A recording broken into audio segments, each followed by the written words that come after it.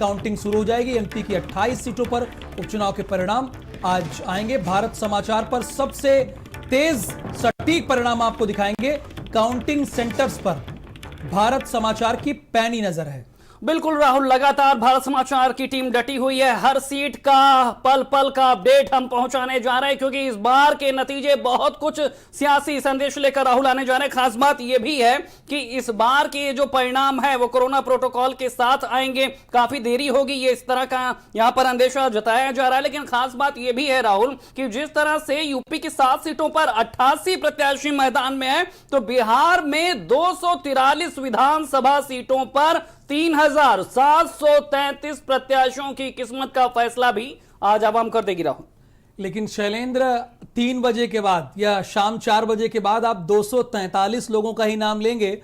जो इतनी लंबी चौड़ी आपने लिस्ट बताई वो बहुत दूर की कौड़ी हो जाएगी। जो विधायक बनेगा वही सरकार बना पाएगा, ये सबसे अहम है। और सबसे अहम उत्तर प्रदेश की 7 विधानसभा सीटों पर जो उपचुनाव हो रहा है वो भी है। चूंकि लोग इसे सेमीफाइनल के तौर पर मान रहे हैं और विपक्ष सोच रहा है कि जैसे पहले उपचुनाव में उन्होंने कमाल किया था, 3 की 3 लोकसभा सीट जीत ली थी, अगर इस बार सरकार से बढ़त बनाने में कामयाब होते हैं तो 2022 में जैसे टेस्ट मैच में पहली पारी पर बढ़त ले लेते हैं लोग, तो वैसे विपक्ष बढ़त बनाती हुई देखी जाएगी शैलेंद्र। लेकिन उसके लिए आपको सत्ता पक्ष को बीट करना पड़ेगा। यह एक्सक्यूज नहीं देना पड़ेगा आपको कि मुख्यमंत्री ने रैली की, दर्जन भर मंत्री चले गए। तो आपको कौन मना किया था? आप भी पूरी टीम भेज देते वहां पर, आप भी डटे रहते, लेकिन आप नहीं गए शैलेंद्र। ये भी बात हकीकत थी। बिल्कुल राहुल, यही बात है कि देखने वाली बात होगी कि जनता ने किसे यहां पर तरजीह दी है। और खास बात यह भी है कि बिहार के चुनाव इस बार सबसे ज्यादा चर्चा में, जिस तरह से तेजस्वी ने रैली की है, जिस तरह से वहां पर अलग अलग गठबंधन सामने है। खासतौर पर अगर राहुल देखें तो चतुष्कोणीय मुकाबला था। 4 तरह के गठबंधन वहां पर मैदान में थे। पहला जिसमें बीजेपी थी, जीतन राम मांझी थे, और यहां पर वीआईपी टीम भी, जो वीआईपी पार्टी जो है वो भी उनके साथ गठबंधन में थी, साहनी की। और इसके साथ ही अगर हम बात करें जेडीयू खेमे की, तो जेडीयू थी, कांग्रेस थी और वाम मोर्चा भी उनके साथ मैदान में था। तीसरा धड़ा जो यहां पर था वो एआईएमआईएम का, और साथ ही उनके यहां पर जुटे हुए थे उपेंद्र कुशवाहा और बीएसपी। और चौथा दल यहां पर था पप्पू यादव और चंद्रशेखर आजाद का। और अलग खेमा बनाकर मैदान में थे तेजस्वी पासवान, और साथ में ट्विस्ट लाया यहां पर पुष्पम प्रिया ने राहुल। बिल्कुल शैलेंद्र, आप बिल्कुल ठीक कह रहे हैं और ये बहुत अहम चुनाव है। देखिए, इसीलिए पहला कमेंट आज का आ गया है। आरजेडी के बहुत सीनियर नेता हैं, उन्होंने जेडीयू में भी काम किया है, नीतीश कुमार के भी बहुत करीबी रहे हैं और लालू प्रसाद यादव के भी बहुत करीबी रहे हैं। मैं बात कर रहा हूं शिवानंद तिवारी का। उन्होंने ये कहा कि ये नीतीश कुमार की हार नहीं होगी, ये देश के प्रधानमंत्री नरेंद्र मोदी की भी हार होगी। शिवानंद तिवारी का ये पहला कमेंट है। तो इसीलिए पूरे देश की निगाह जो है वो बिहार के परिणाम पर आज नजर है राहुल। लेकिन सवाल यहां यूपी की 7 विधानसभा सीटों पर उपचुनाव के नतीजों का भी है, जिसके लिए भारत समाचार की टीम पल पल बिल्कुल अपडेट के साथ यहां पर तैयार है। हमारे संवाददाता भी मैदान में डट चुके हैं। कानपुर से हमारे साथ राहुल दीपक जुड़ गए हैं। दीपक मिश्रा इस वक्त हमारे साथ फोन लाइन पर जुड़े हैं और लाइव भी हैं। दीपक मिश्रा, आप जहां पर खड़े हैं वहां की तस्वीरें दिखाइए, अगर आप काउंटिंग सेंटर्स में हैं, और वहां पर क्या क्या स्थिति है, क्या परिस्थिति है, वो सब कुछ हमारे दर्शकों को विस्तार से आप बताइए।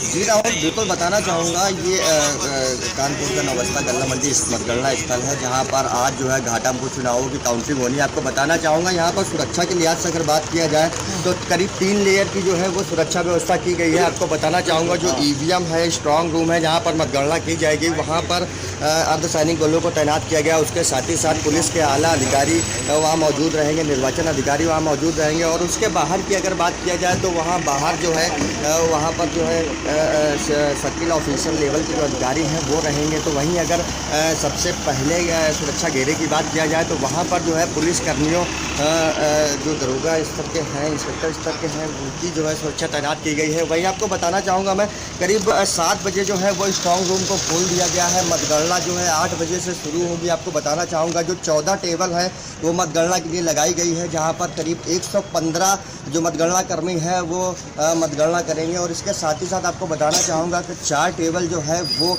पोस्टल बैलेट की लगाई गई हैं, और वहीं जो आईटीबीटी के लिए है 6 टेबल अलग से लगाई गई हैं। वहाँ पर जो है वो पूरी स्क्रीनिंग की जाएगी। आपको बताना चाहूँगा मैं, आप देख सकते हैं की सुरक्षा जो है वो बिल्कुल चुस्त दुरुस्त रखी गई है। जिला प्रशासन की तरफ से, जो निर्वाचन आयोग की तरफ से जो पास बनाए गए हैं वो सारी चेकिंग हो रही है, उसके बाद ही किसी को एंट्री मिल रही है। और इसके साथ ही साथ आपको बताना चाहूँगा, जो प्रत्याशी हैं घाटमपुर के, वो सभी उनका आना शुरू हो गया है। अभी जो कांग्रेस के कृपा शंकर हैं वो अभी मतगणना स्थल पहुँचे हैं। तो जो बताना चाहूँगा राहुल आपको, जो सुरक्षा की दृष्टि से भी अगर देखा जाए तो वो भी व्यवस्थाएं बिल्कुल दुरुस्त हैं। और जो मतगणना है वो 8 बजे से प्रारंभ हो जाएगी और उम्मीद जताई जा रही है कि जी थोड़ा ही समय बचा है, चूंकि अभी 7:38 हो रहे हैं। सभी प्रत्याशी और उनके एजेंट अंदर जा चुके हैं, चूंकि बाहर मुझे कुछ पुलिस वाले ही दिख रहे हैं।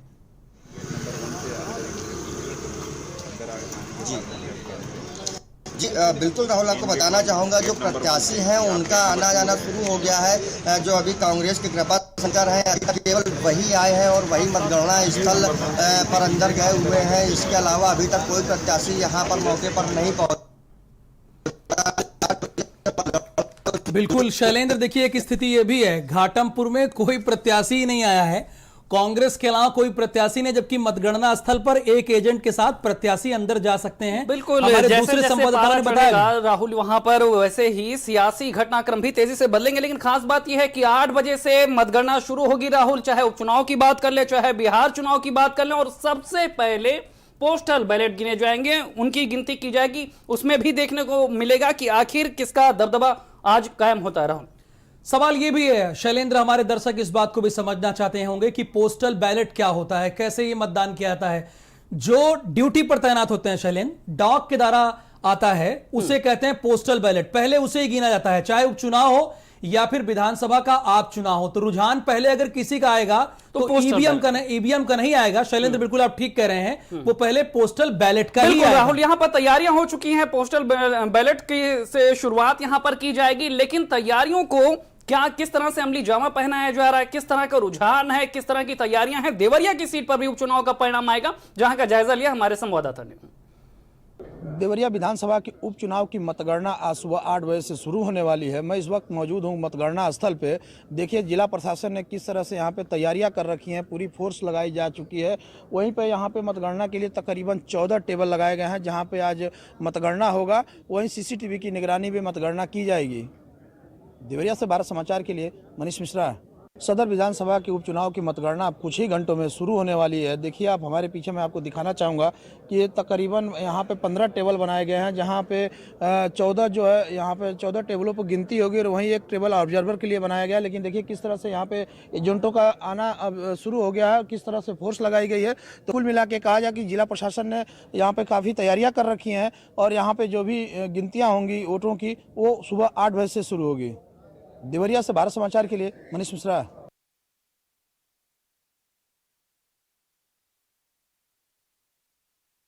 तो मतगणना स्थल की जानकारी दे रहे थे, वहां क्या तैयारी उसके बारे में बता रहे थे। लेकिन शैलेंद्र, उत्तर प्रदेश और बिहार आप 1947 से देख कृपया ध्यान दीजिए, पहला रुझान आने में 20 मिनट बाकी है। कृपया ध्यान दीजिए, पहला रुझान आने में 20 मिनट बाकी है। बिल्कुल, तो 20 मिनट बाकी है राहुल, और लगातार भारत समाचार की टीम ये उद्घोषणा भी कर रही है, आकाशवाणी भी कर रही है, अनाउंसमेंट कर रही है कि किस तरह से केवल और केवल 20 मिनट बाकी हैं, जब सियासी शंखनाद होने जाएगा, जब पता चलेगा कि मतगणना में किसे बढ़त मिल रही। राहुल, भारत समाचार की टीम तकनीकों के साथ, तैयारियों के साथ, पूरी टीम के साथ मुस्तैदी से लगी हुई है।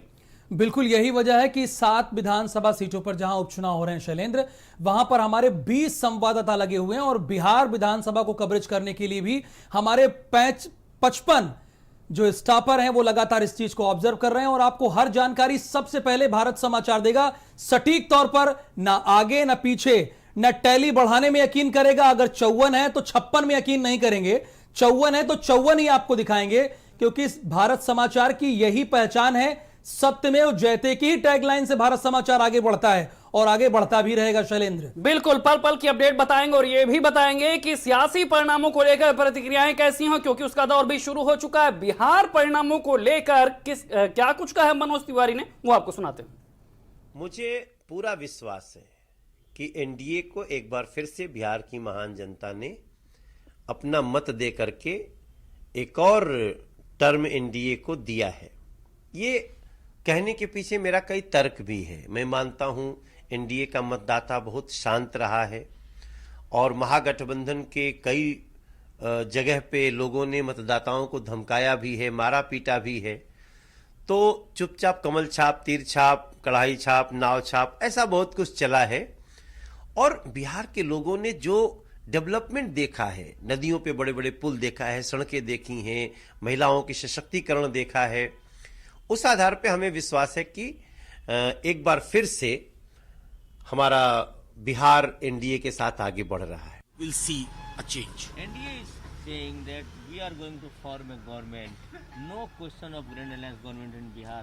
I can only wish them good luck. Let's wait for some hours.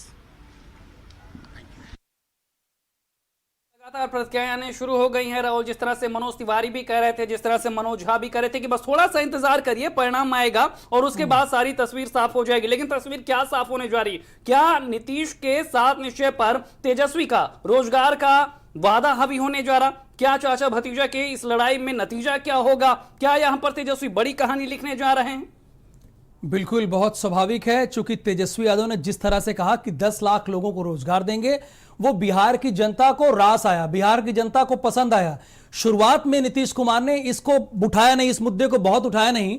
बाद में नीतीश कुमार ने जब देखा कि ये लोगों के सर चढ़कर बोल रहा है, यानी लोगों को रास आ रहा है 10 लाख रोजगार, तो वो बोलने लगे कि मैं तो अपने 15 साल के कार्यकाल में 6.5 लाख लोगों को रोजगार दे पाया, 2 लाख करोड़ का हमारा बजट है, कैसे पैसा खर्च करेंगे? ये तो हवाई बात हुई। उसके बाद शैलेंद्र बकायदा तेजस्वी ने बताया कि हमने यूं ही नहीं बोल दिया, हमारे साथ पूरी टीम है एक्सपर्ट की और हम जानते हैं उस आधार पे बोले। जो तस्वीरें हम दिखा रहे थे वो इससे पहले ये बांगरमऊ की सीटें थी, जहां पर बांगरमऊ की तस्वीरें थी, जहां पर आज मतगणना होनी है। अब से थोड़ी देर बाद वहां पर मतगणना शुरू होगी। एक बार फिर तस्वीर हम अपने दर्शकों को दिखा रहे हैं। ये बांगरमऊ की सीट है और आप तो समझ ही रहे हैं कि यहाँ का सियासी महत्व क्या है।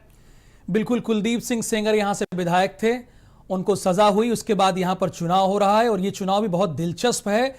भारतीय जनता पार्टी, समाजवादी पार्टी और कांग्रेस के लिए ऐन मौके पर शैलेंद्र अनु टंडन, जो यहां की बड़ी नेता हैं कांग्रेस की, उन्होंने समाजवादी पार्टी का दामन थाम लिया था। तो यहां का चुनाव भी बड़ा दिलचस्प है। जो तस्वीरें देख रहे हैं, यहां सुरक्षा व्यवस्था देखिए चाक चौबंद की गई है। लेकिन शैलेंद्र, जो हमारे यहां यानी उत्तर प्रदेश की अगर बात करें तो 14 टेबलों पर गिनती हो रही है, 7 पर नहीं। यहां पर जैसे पहले व्यवस्था थी, पूर्ववर्ती व्यवस्था ही लागू है, लेकिन कोरोना प्रोटोकॉल को ही ध्यान में रख के काम किया जा रहा है। उत्तर प्रदेश के मुख्यमंत्री योगी आदित्यनाथ इस कोरोना प्रोटोकॉल में सबसे एक्टिव मुख्यमंत्रियों में भी रहे हैं, तो इस बात को जान रहे होंगे कि क्या सुरक्षा होनी है। हालांकि तो चुनाव आयोग का काम है आज का पूरी तौर पर। ये देखिए बांगरमऊ सीट की तस्वीरें लगातार आपको टेलीविजन स्क्रीन पर दिख रही है और यहां पर बड़ा दिलचस्प मामला है, कौन जीतता है कौन हारता है। बिल्कुल, कुमार पुष्कर लगातार हमारे साथ बने हुए हैं। बिहार चुनाव पे उनकी बड़ी पैनी नजर है। पुष्कर, लगातार जिस तरह से आदेश की नजर है, एमपी में भी आज जिस तरह से उपचुनाव के नतीजे आएंगे, इन दोनों ही चुनाव परिणामों को देश की सियासत में बड़ी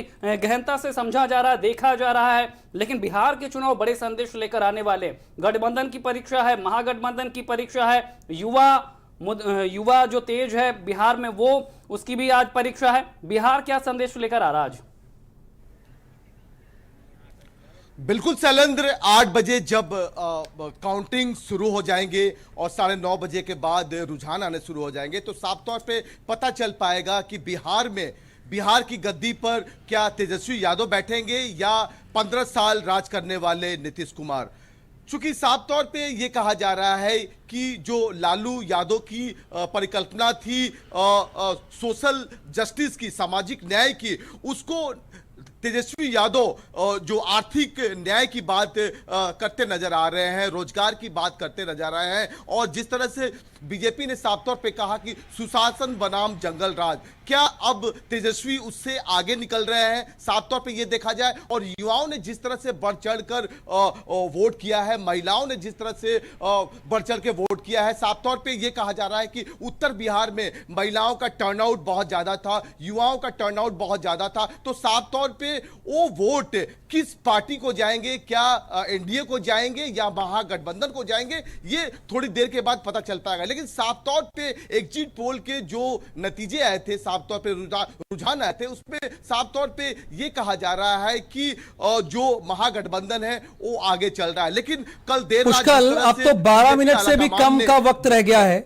लेकिन अगर आप इस चुनाव की बात करें, बिहार चुनाव की बात करें, आप तो बहुत करीब से देखे, बिहार गए भी, वहां का दौरा भी किया, आपकी टीम भी वहां पर गई, लेकिन नीतीश कुमार जब भी जंगल राज की बात करते थे या भारतीय जनता पार्टी की तरफ से जंगल राज की बात की गई, उसका तेजस्वी यादव ने पलटवार नहीं किया। लेकिन तेजस्वी यादव ने 10 लाख रोजगार की बात की तो दूसरे चरण से इस बात को नीतीश कुमार ने पकड़ लिया कि आप 10 लाख रोजगार कहां से देंगे। तो अगर चुनावी रणनीति की बात की जाए तो इसमें तो तेजस्वी यादव बढ़त लेते हुए दिखाई दिए। बिल्कुल पुष्कल से बिल्कुल यहाँ पर आपने जवाब सही लेके रहा हूं, कहा, लेकिन और जिस हमारे तरह पास यहाँ से- पर वक्त की कमी है। यहाँ पर एक छोटे से ब्रेक के लिए रुकेंगे, लगातार महा कवरेज जारी है और हम आपको बताएंगे कि बिहार का चुनाव परिणाम आज क्या आने वाला है। यूपी में 7 सीटों पर उपचुनाव के परिणाम क्या होंगे, मध्य प्रदेश और साथ ही देश के 10 राज्यों में 54 सीटों पर हुए उपचुनाव के नतीजे क्या होंगे, पल पल की अपडेट लगातार दिन भर आप बने रहिए भारत समाचार के साथ।